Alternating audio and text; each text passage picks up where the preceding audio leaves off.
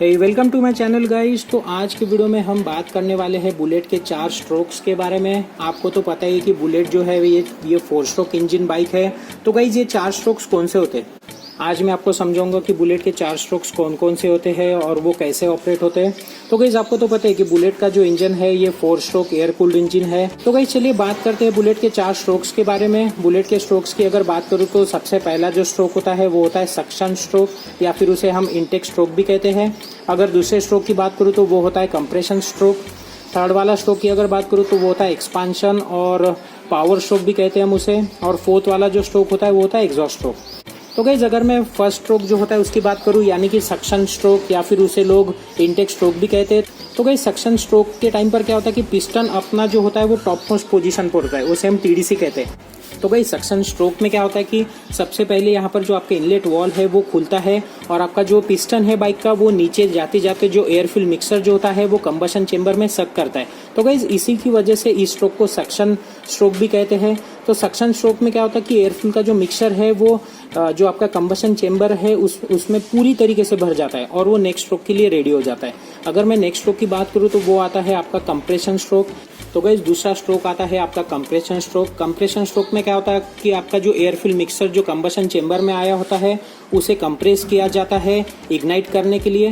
Compression stroke में क्या होता है कि आपके जो दोनों वॉल्व्स है यानी कि इनलेट और एग्जॉस्ट वॉल्व्स है वो पूरी तरीके से बंद हो जाते हैं और उसके बाद में हम जो एयर फिल मिक्सर जो है उसे हम कंप्रेस करते हैं, उसमें बहुत एनर्जी स्टोर हो जाती है।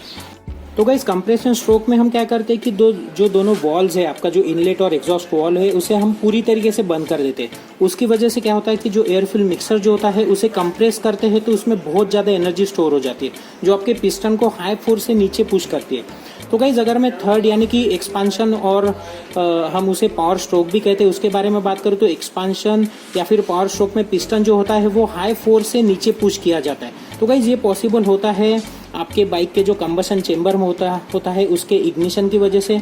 उसमें क्या होता है कि स्पार्क प्लग की मदद से आपका जो एयर फिल मिक्सर जो है उससे जलाया जाता है। तो गाइज उससे क्या होता है कि एक हाई प्रेशर बनता है जो आपका जो पिस्टन होता है उसे नीचे ढकेलता है। तो गाइज ये जो मिक्सर होता है वो ऑलरेडी प्रेशराइज हुआ होता है आपके कंप्रेशन स्ट्रोक में। उसको अगर जब भी हम आग लगाते हैं तो वो हाई प्रेशर से आपका जो पिस्टन है उसे नीचे ढकेलता है पूरी फोर्स से। तो गाइज इसी वजह से ये जो एक्टिविटी है इसे हम पावर स्ट्रोक कहते हैं।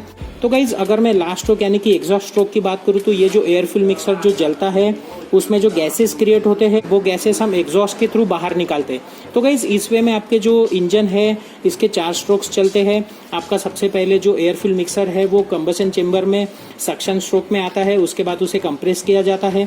थर्ड स्ट्रोक में उसको इग्नाइट करके जो आपका पिस्टन है उसे नीचे पुश किया जाता है।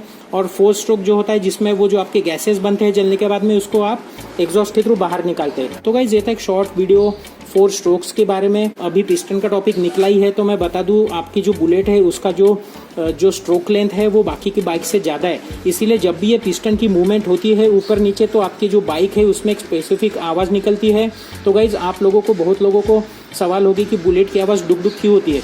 तो गाइज ये जो आवाज़ होती है डुक डुक ये सबसे ज़्यादा बड़ी स्ट्रोक लेंथ होने के कारण आती है। बुलेट का जो स्ट्रोक लेंथ है यानी कि जो पिस्टन का जो मूवमेंट है टीडीसी से लेकर बीडीसी तक वो सबसे ज़्यादा है बाकी के बाइक्स के कंपैरिजन में। तो गाइज उसी वजह से जब भी ये पूरा मैकेनिज्म चलता है तो आपके बाइक में जो फायरिंग है या फिर आपके बाइक का जो आवाज़ है वो डुक डुक करके आता है।